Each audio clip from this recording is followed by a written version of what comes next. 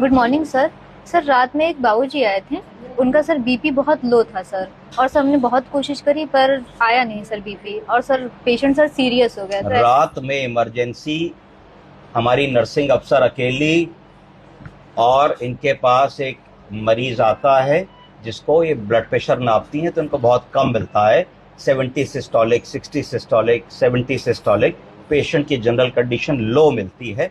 जब blood pressure इतना कम मिलता है तो कई बार SpO2 भी ठीक से रीड नहीं होता, क्योंकि जब पल्स ही नहीं आएगी तो पल्स ऑक्सीमीटर कैसे रीड करेगा। तो कई बार बड़ी इरेटिक रीडिंग आती है और हमारे नर्सिंग ऑफिसर फोन करके बताते हैं कि सर वो कभी तो SpO2 80 दिखता है, कभी 60 दिखता है, कभी आना बंद हो जाता है, बीच में 2 बार 90 भी आया। तो ऐसी सिचुएशन में हमें यह समझना पड़ेगा कि लो बीपी को क्यों हो रहा है हमारे मरीज में, क्या कंट्रीब्यूटरी फैक्टर है। इस समय क्या एक्यूट क्राइसिस ऐसी आई है कि मरीज का बीपी लो हो गया।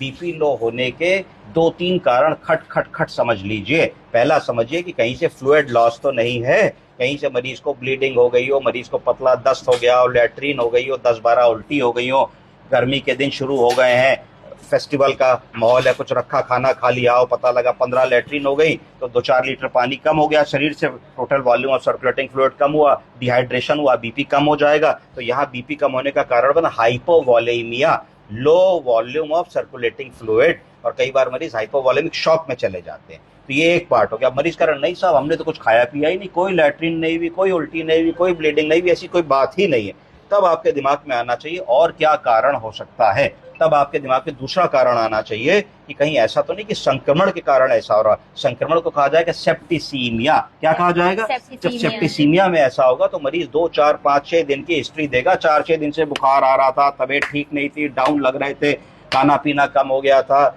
एंटीबायोटिक खाई थी, ये खाई थी, वो खाई थी, ये सब हिस्ट्री देगा मरीज। तो तुम खट से समझ जाओगे जरूर ये सेप्टिसेमिक शॉक है, और हो ना हो मल्टीपल ऑर्गन इन्वॉल्वमेंट हो रहा है और ये मरीज का ब्लड प्रेशर इसी वजह से गड़बड़ है।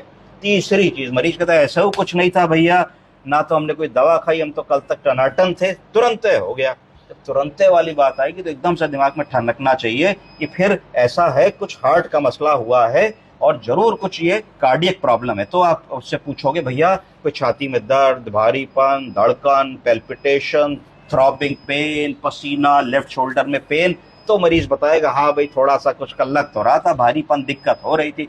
खटाक से ECG के बारे में सोचोगे, ट्रॉप्टी के बारे में सोचोगे। अगर ECG में ST चेंजेस आते हैं, ट्रॉप्टी पॉजिटिव आता है, तो खटाक से तुम्हारी डायग्नोसिस बन जाएगी कि इस मरीज को एक्यूट कोरोनरी सिंड्रोम है, हार्ट अटैक है। हार्ट अटैक होने के कारण हार्ट को ब्लड देने वाली मेजर रक्त कोशिका के अंदर थक्का फंस गया है।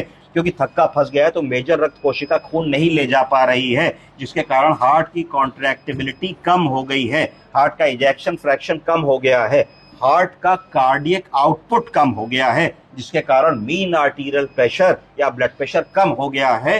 तुरंत इस मरीज को कार्डियोलॉजिस्ट की जरूरत है। आप ऑन कॉल कार्डियोलॉजिस्ट को तत्काल ECG ट्रॉप्टी की रिपोर्ट भेजेंगी, उनसे कहेंगे आके देखिए, 2D इको कीजिए, अपने रेजिडेंट डॉक्टर से डिस्कस करेंगे, अपने कंसल्टेंट से डिस्कस करेंगे। और अगर विंडो पीरियड में मरीज है, मरीज कहता है कि साहब 1-1 घंटे पहले शुरू हुआ, हम तुरंत आपके पास आ गए, 1.5 घंटे पहले शुरू हुआ, तुरंत आपके पास आ गए, तो अपने कार्डियोलॉजिस्ट की सलाह लेंगे कि कहीं इनको कैथ लैब में शिफ्ट कराने की तो जरूरत नहीं है, कहीं वेसल को खोल देने से जल्दी आराम तो नहीं मिलेगा, कहीं एंजियोग्राफी और एंजियोप्लास्टी की जरूरत तो नहीं है, रीवेस्कुलराइजेशन की जरूरत तो नहीं है। तो ये सारी मुद्दे आएंगे। पर अगर कभी भी मरीज आया है और उसका ब्लड प्रेशर आप बढ़ाने की कोशिश कर रही हैं, आपने 1-2 बोतल फ्लूइड दे दिया, आपने डोपामीन दे दी, नॉरएड्रेनालिन दे दी, वेजोप्रेसिन दे दिया, पर कोई लाभ नहीं मिल रहा, डोब्यूटामीन दे दी, इसका मतलब है कि जो मैंने 3-4 कारण बताए, आप गलत कारण के गलत रास्ते की तरफ जा रहे हैं। तो आपको रीअसेस दिस सिचुएशन करके ये देखना है कि भैया सही चीज क्या है, क्या हमसे मिस हो रही है, उस रास्ते जाएंगे तो काम आपका हो जाएगा। समझ गए? जी सर, थैंक यू सर।